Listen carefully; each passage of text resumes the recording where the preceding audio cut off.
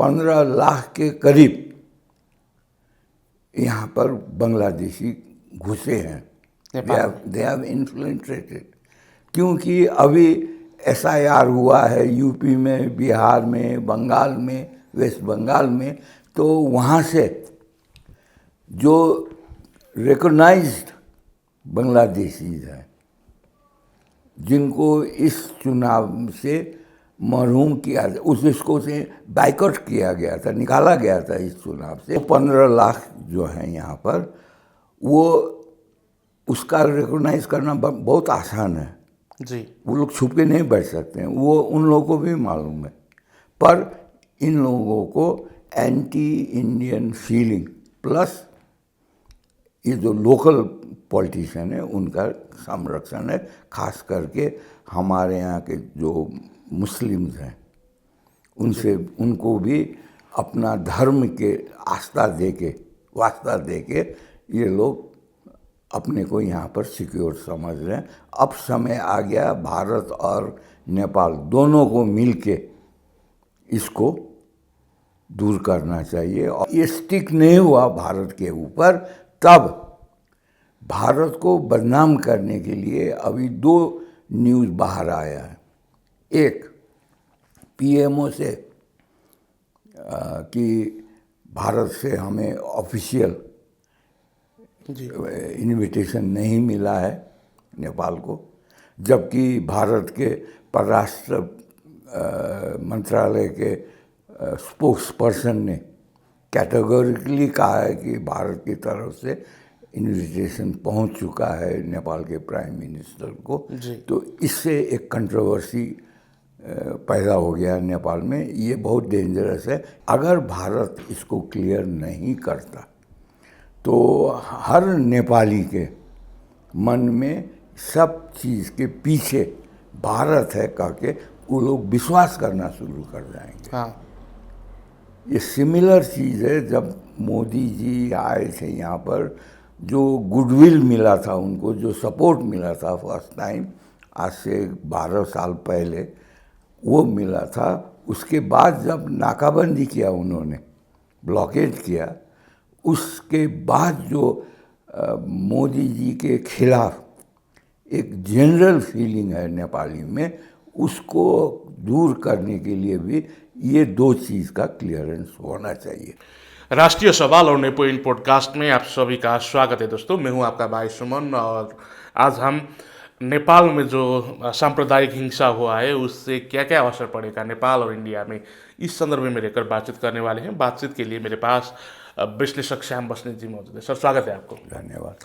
अब हम कुछ दिन से बात कर रहे हैं, दिखा रहे हैं कि नेपाल में कैसे ये सांप्रदायिक हिंसा भड़का है। अब इस संदर्भ में हमने बहुत सारे बात किया है, बहुत सारे विश्लेषण किया है। अब जैसे ये बॉर्डर साइड पर लंबे समय से ये हिंसा भड़का है, बहुत सारे बॉर्डर साइड के जगह पर ये फैलते ही जा रहा है। अब क्या असर पड़ेगा इस दंगे से नेपाल में और इंडिया में? आज आपको क्या मानना है इस संदर्भ में?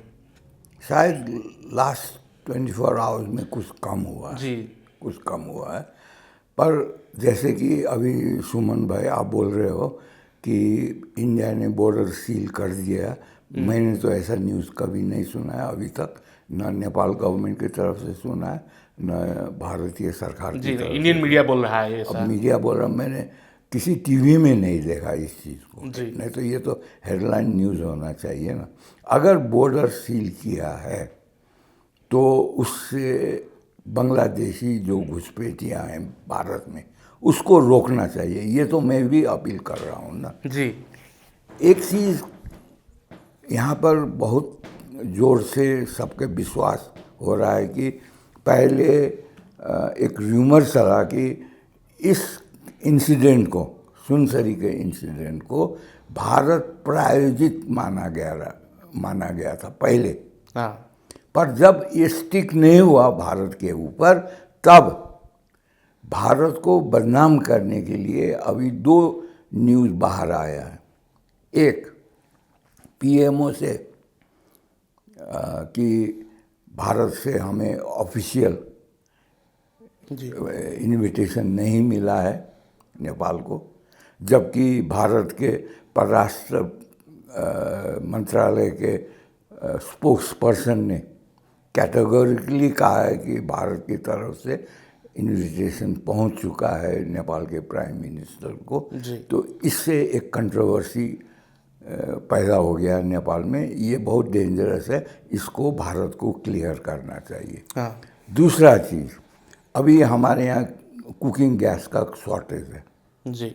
और बाहर र्यूमर ये है, हर एक सप्लायर, हर एक डीलर कह रहा है कि भारत ने 75% ऑफ द कोटा कट कर दिया है।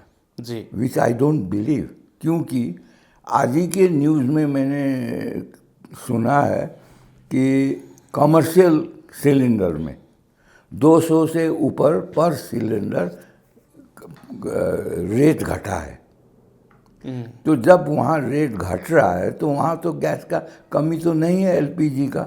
जी। जब वहाँ कमी नहीं है तो हमारा तो वहाँ G2G एग्रीमेंट है भारत सरकार से, ऑयल इंडिया से G2G है। वी पे in foreign currency for the crude oil जिससे एलपीजी बनता है। तो हमें तो दिक्कत नहीं होना चाहिए, अगर भारत को दिक्कत नहीं है। ये दो चीज़ क्लियर करना अभी का इस समय का सबसे इम्पॉर्टेंट बात है। जी। अगर भारत इसको क्लियर नहीं करता तो हर नेपाली के मन में सब चीज़ के पीछे भारत है कह के वो लोग विश्वास करना शुरू कर जाएंगे। हाँ। ये सिमिलर चीज़ है, जब मोदी जी आए थे यहाँ पर, जो गुडविल मिला था उनको, जो सपोर्ट मिला था फर्स्ट टाइम आज से 12 साल पहले, वो मिला था। उसके बाद जब नाकाबंदी किया उन्होंने, ब्लॉकेज किया, उसके बाद जो मोदी जी के खिलाफ एक जनरल फीलिंग है नेपाली में, उसको दूर करने के लिए भी ये दो चीज़ का क्लियरेंस होना चाहिए। This is a dirty incident. जी। मैं ये मानता हूँ कि यहाँ पर 15 लाख के करीब यहाँ पर बांग्लादेशी घुसे हैं। दे हैव इन्फ्लिल्ट्रेटेड, क्योंकि अभी SIR हुआ है यूपी में, बिहार में, बंगाल में, वेस्ट बंगाल में। तो वहाँ से जो रिकॉग्नाइज्ड बांग्लादेशीज हैं, जिनको इस चुनाव से महरूम किया, उस इसको से बाइकआउट किया गया था, निकाला गया था इस चुनाव से, वो लोग में से कुछ लोग, अधिकांश लोग तो नहीं कहेंगे, but certain number, it should not be less than 1.5 million, वो हैं भारत नेपाल के अंदर। They are creating the trouble. और जैसे बांग्लादेशियों को भारत के जो मुस्लिम वोट पाने वाले सीकर, मुस्लिम वोट सीकर जो है, उन लोगों का संरक्षण है, वैसे ही हमारे यहाँ भी पुराने पार्टी, खास करके जो तराई के मधेश के पार्टी हैं, उनका संरक्षण है, इसमें कोई दो मत नहीं है। उसी के जरिए यहाँ पर एंटी इंडियन एक बेस एक्सट्रीमिस्ट और टेररिस्ट का बेस बनाने का प्लान होना चाहिए। नहीं तो वो 15 लाख वो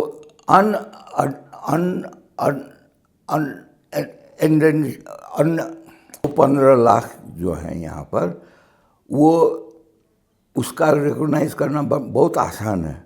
जी। वो लोग छुप के नहीं बैठ सकते हैं, वो उन लोगों को भी मालूम है। पर इन लोगों को एंटी इंडियन फीलिंग प्लस ये जो लोकल पॉलिटिशियन है उनका संरक्षण है। खास करके हमारे यहाँ के जो मुस्लिम्स हैं, उनसे, उनको भी अपना धर्म के वास्ता दे के ये लोग अपने को यहाँ पर सिक्योर समझ रहे हैं। अब समय आ गया भारत और नेपाल दोनों को मिलके इसको दूर करना चाहिए और डिपोर्ट करने के लिए भारत और नेपाल दोनों मिलके अगर डिपोर्ट नहीं करते हैं तो मेरे ख्याल से मोदी जी के लिए एक दूसरा हेडेक होगा। इस चीज़ को तो हम लोग 3-4 दिन से तो मेंशन कर ही रहे हैं। जी लेकिन अभी जो नया न्यूज़ कहा है आपने कि इंडियन मीडिया में हाँ इसको व्यापकता मिला है और इससे मेरे ख्याल से भारतीय पब्लिक को भी थोड़ा सा डर पैदा हुआ होगा हमारे बॉर्डर में। जी उतना डरने की कोई बात नहीं है। आई थिंक अभी फ़िलहाल के लिए इट इज़ अंडर कंट्रोल। जैसे कि अब एक बॉर्डर साइड पर नेपाल और इंडिया की जो बॉर्डर साइड है, इस साइड में अभी के वक्त में देखें तो नेपाल ने कर्फ्यू लगाया है। वहाँ पर एक किस्म का अभी भी दंगा के खतरा बढ़ता ही जा रहा है। बॉर्डर लाइन के सुनसरी से लेकर अभी के वक्त में वीरगंज तक ये द्वंद्व फैल चुका है। जगह जगह पर प्रदर्शन हो रहा है, विरोध हो रहा है। अब ये लंबा समय तक ये चलता रहा तो क्या फ़र्क पड़ेगा नेपाल और इंडिया के बॉर्डर सिक्योरिटी पर? ये तो बहुत बड़ा सवाल अभी खड़ा हुआ है। क्या मानना है, क्या क्या सुरक्षा चुनौती अभी के वक्त में खड़ा होगा ये नेपाल और इंडिया के बॉर्डर साइड पर? शायद कल ही जम्मू कश्मीर में 2 और हिंदुओं को जी मर्डर किया गया है टेररिस्ट के द्वारा। उन लोगों का नाम पूछ के, जैसे पहलगांव में धर्म पूछा गया था, जी कल का इंसिडेंट में नाम पूछा गया और नाम से पहचाना गया है और 2 माइग्रेंट लेबर्स का वहाँ पर मर्डर हुआ है। जी तो वो तो है ही है ना। अगर यहाँ बेस बन गया और ये ओपन बॉर्डर है, ये तो 1800 किलोमीटर के करीब करीब है या उससे अधिक होगा, हाँ उसको फेंसिंग करके या सील करना भी भारत के लिए भी एक टफ जॉब होगा ना। जी I don't think that will be easy. वैसे हालत में भारत और नेपाल दोनों को मिलके सबसे सेफ आइडिया ये हो सकता है कि आप इन जो 15 लाख के करीब जो बांग्लादेशी हैं नेपाल के अंदर, उसको राउंड अप करना चाहिए। जी उन लोगों को कंटेन करके रखना चाहिए जब तक उन लोगों को भारत सरकार की मदद से या भारत सरकार के द्वारा उसको डिपोर्ट नहीं किया जाता है। उन लोगों का डिपोर्टेशन ही नेपाल और भारत के बॉर्डर में शांति और नेपाल में स्थिरता का एक ही उपाय है। उससे अब दूसरा कोई उपाय मेरे नज़र में नहीं। जी अभी के वक्त में क्या क्या खतरा हो सकता है ये बॉर्डर लाइन पर? ऑफ कोर्स टेररिस्ट एक्टिविटीज़ होगा और एक्सट्रीमिस्ट जितने भी हैं वो लोग भारत के तरफ में जितने भी हैं, नेपाल में जितने, दोनों एक्साइटेड होंगे मेरे ख्याल से। वो लोग मेरे ख्याल से वो लोग हिम्मत उन लोगों का बढ़ गया होगा अभी। जी और ऐसे में मोदी जी के दुश्मन भारत के अंदर भी बहुत सारे हैं, जी अलोंग द बॉर्डर भी हैं, पार्टी लोग भी हैं। कहीं ऐसा ना हो कि मोदी जी के जो ओपोनेंट्स हैं वो लोग इसका फ़ायदा उठा के दोनों देश में अस्थिरता कायम करे, हिंसा कायम करे। अगर हिंसा पैदा हो गया तो किसी भी देश की जनता के लिए तो वो तो नुकसानदेह ही है ना। जी उससे तो कोई फ़ायदा होने वाला नहीं है। उससे हर एक क्षेत्र में इवन इकोनॉमिकली भी असर पड़ेगा। नेपाल के लिए तो बर्बादी हो जाएगा।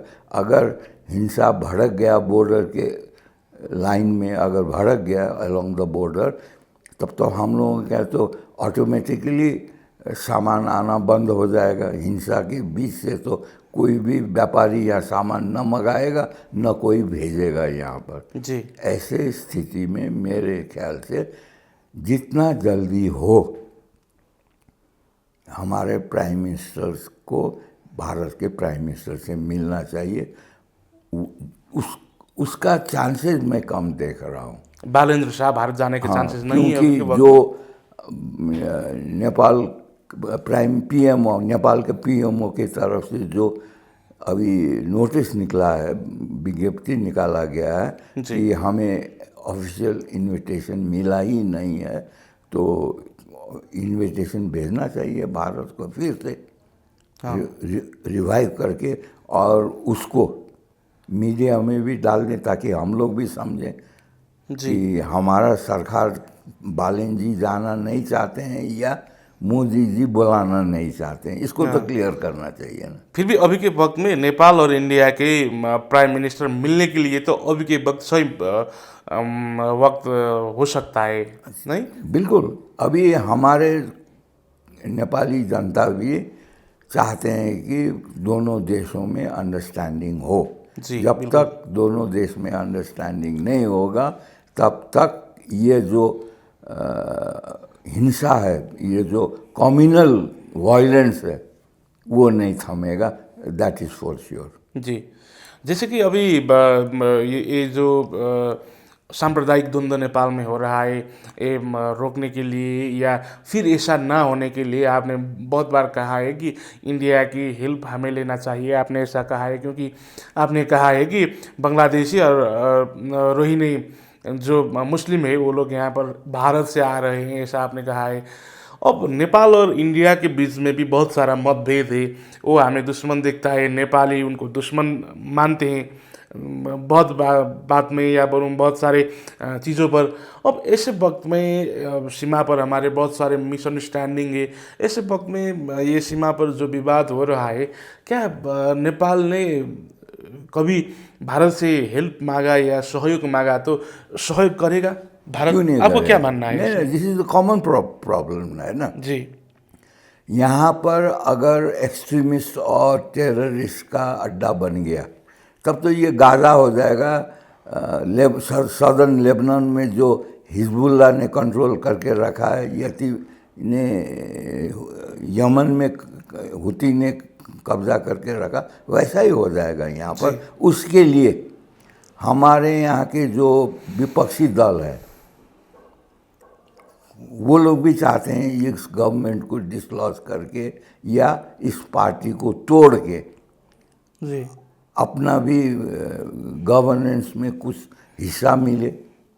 दैट इज़ बट नेचुरल, क्योंकि अभी पुराना जितने भी हमारे पार्टी और लीडर्स हैं दे आर वर्चुअली डिफंक्ट अभी। जी। ऐसे हालत में, ऐसे ही टर्मोइल में ही किसी को फ़ायदा मिलता है ना, तो इससे तो नेपाल को और बड़ा नुकसान होगा। Then will be like Lebanon, जहाँ हिजबुल्ला कंट्रोल करता है एक सर्टन एरिया को। वैसा ही जो यहाँ पर क्रिएट होगा ये एक्सट्रीमिस्ट ग्रुप, और उसको तो हेल्प ऑफ कोर्स बाहर से मिलने वाला, इसमें कोई दो मत नहीं है। इवन पैसा भी मिलेगा, वो भी हमें मालूम है। और फिर कुछ विदेशी शक्तियाँ हैं, सुपर पावर्स भी हैं, जो नेपाल और भारत के बीच में समन्वय करके यहाँ पर स्थिरता न हो, और उस अस्थिरता के बीच में भारत और चाइना के बीच में भी समझदारी में खलल आए। ये तो सब कोई चाह रहा है ना। There are lot of people. मेरे ख्याल से ये ब्रिक्स के ये जो शिखर सम्मेलन हो रहा है सितंबर 12-13, उससे पहले इसको निपटना चाहिए। जी। मोदी जी को इसमें विशेष ध्यान देना चाहिए। He should act very speedily. हम लोग तो बहुत सुस्त हैं, हमारे जो नेता लोग हैं वो लोग इतना इसको डीपली समझ भी नहीं पा रहे हैं। अगर ये आउट ऑफ कंट्रोल हो गया तो हमारे यहाँ हमारा सिक्योरिटी फोर्स इसको कंट्रोल नहीं कर पाएगा। जी। क्या इंडिया सहयोग करेगा ये इतना मतभेद जो है अभी के वक्त में बॉर्डर पर सीमा के विषय को लेकर? उनके पास पे हमारे लिए, नेपाल के लिए बहुत सारे टूल्स होगा, आक्रोश होगा नेपाल के लिए, ऐसे वक्त में भी क्या वो सब भुलाकर नेपाल को सहयोग करने के लिए राजी होंगे? ये भी तो सवाल है, क्योंकि नेपाली लोग कहते हैं कि इंडिया हमें छोटा भाई समझता है, दबाने की कोशिश करता है, वो कभी भी हमें अपने बराबरी के हिस्से देने के लिए, या बोलूँ नेपाल को अपने बराबरी की जगह देने के लिए इंडिया कभी भी तैयार नहीं होगी, ऐसे बोलते हैं। अब ये बात माने तो इंडिया हमें कभी भी सहयोग नहीं करेंगे ऐसा मानना नेपाल में है। अब ये सब भुलाकर इंडिया नेपाल को निस्वार्थ ढंग से सहयोग करेगा। नहीं नहीं, ये हमारे ऊपर है ना। जी। हम अपने को उस स्टेटस में रखना चाहिए हमें। हम लोग इन्फीरियरिटी कॉम्प्लेक्स के, हम लोग दब्बू होके अगर भारतीय पक्ष से बात करेंगे तो नेचुरली वो फीलिंग आएगा। इट इज़ इन अस, हमारे अंडर वो इन्फीरियरिटी कॉम्प्लेक्स है, उसको निकाल के जाना चाहिए। हमें ये समझना चाहिए कि और जितने भी बॉर्डर इश्यूज है उसको स्टेटस को में रखो, इसको पहले सॉल्व करो, हमारा बिजनेस सॉल्व करो, ट्रांजिट सॉल्व करो, ट्रेड सॉल्व करो, कनेक्टिविटी सॉल्व करो, और जो कॉम्प्लिकेटेड हमारे डिस्प्यूट्स है जैसे बॉर्डर डिस्प्यूट, उसको अभी स्टेटस को में रखो। भारत ने चाइना के साथ तो वही किया है, अपने बॉर्डर का जो अभी इशू है उसको स्टेटस को में रख दिया है। अभी वो लोग पुराने पोजीशन में वो लोग अपने आप को विड्रॉ कर चुका है दोनों। तो इससे क्या हो गया कि एटलीस्ट बॉर्डर में कोई समस्या नहीं है, टेंशन नहीं है, तो वो लोग अपना दूसरे प्रॉब्लम्स को सॉल्व करेंगे। नेपाल को भी अभी ऐसा ही करना चाहिए। इस प्रॉब्लम को पहले सॉल्व करो, उससे यहाँ पर शांति और स्थिरता आएगा, तब जाके ठंडे दिमाग से, ज़रा विवेक से दोनों देश बैठें और हमारा जो बॉर्डर डिस्प्यूट है, स्पेशली लिपू लेक और सुस्ता, जी, even I think first Lipulekh, उसको एक पॉलिटिकल सॉल्यूशन उसका निकलेगा। जी। और सुस्ता को तो मेरे ख्याल से वो आप पुराना मैप अगर सैटेलाइट इमेजेस से भी आप लोग अभी निकलेगा, उसको ओरिजिनल कहाँ है उसमें टेक एंड गिव कीजिए, वो सॉल्व हो जाएगा। अभी उसको स्टेटस को में रखिए, उसको छूइए मत। जी। उससे पहले इस प्रॉब्लम को, जो नेपाल को और भारत दोनों को डिस्टेबलाइज करने के लिए यहाँ पर फॉरेन पावर्स भी सक्रिय है नेपाल में ऑफ कोर्स, प्लस हमारे लोकल जो पुराने नेता, जैसे भारत में मोदी जी के खिलाफ इंडी गठबंधन है, उसमें बहुत सारा टूट भी हो गया, लेकिन जितने हैं वो लोग तो हैं ना। ये दोनों का भी कहीं कॉम्बिनेशन ना हो जाए, कहीं भारत के anti Modi forces, political forces, I mean not terrorist forces, political forces का भी कहीं समर्थन मिल गया इस एजिटेशन को या इस आंदोलन को, इस हिंसा को अगर मिल गया, then it will be more dangerous. अभी के वक्त में देखें तो 3 लोग की जान जा चुकी है और कई सारे लोग घायल भी हो चुके हैं। अब फिर भी सरकार इसको रोकने के लिए बहुत सारे एग्रीमेंट कर रहे हैं। पीड़ित परिवार को जाकर पर्सनली गृह मंत्री, नेपाल के जो गृह मंत्री, होम मिनिस्टर है हमारे सुदन गुरुङ जी, वो जाकर मिल रहे हैं, एग्रीमेंट कर रहे हैं। उसके बाद भी हिंसा अभी भी कई जगह पर रुक गया है, स्लो हुआ है। फिर भी कई जगह पर फिर भी विरोध प्रदर्शन हो रहा है। अब ऐसे देखें तो कोई इसको भड़का रहा है, परिवार को भड़का रहा है, ऐसा दिख रहा है। अब क्या करना होगा नेपाल सरकार को ये जो प्रॉब्लम है इसको सॉर्ट आउट करने के लिए? पहले तो हम ही लोग तय करें क्या करना है, हम लोग दोनों को, है कि नहीं? हम बाकी बात तो हम ही लोग कर रहे हैं, जी, एनालाइज तो हम ही लोग कर रहे हैं ना। हमें 24 आवर्स और इंतज़ार करना चाहिए जी, क्योंकि अभी मध्य के जो रीजनल पार्टीज़ हैं उसके साथ प्राइम मिनिस्टर का बात हुआ है, मीटिंग हुआ है, कुछ अंडरस्टैंडिंग भी हुआ होगा, क्रिएट हुआ होगा। वो कितना दूसरे लोगों को और पार्टी को, और नेशनल पार्टीज जो हैं उनको कितना मान्य होगा नहीं होगा, उसका टेस्ट अभी बाकी है। ये जो मज़े से पार्टी क्षेत्रीय पार्टियों के साथ ही अकेले करने के बदले में एक ऑल पार्टी जी प्लस सर्वपक्षीय अगर मीटिंग करते prime minister, that would have been more fruitful. 24 घंटा और देखें ये सबसाइड होता है कि नहीं होता है, गवर्नमेंट किस डिसीजन में पहुंचता है, तब हम लोग तो डेली बात कर रहे हैं, इसको अभी से आगे मत खींचा जाए। ओके सर, आपने ये समय देकर आज हमारे साथ ये महत्वपूर्ण बातचीत किया। इस समय के लिए आपको बहुत सारा धन्यवाद सर। धन्यवाद।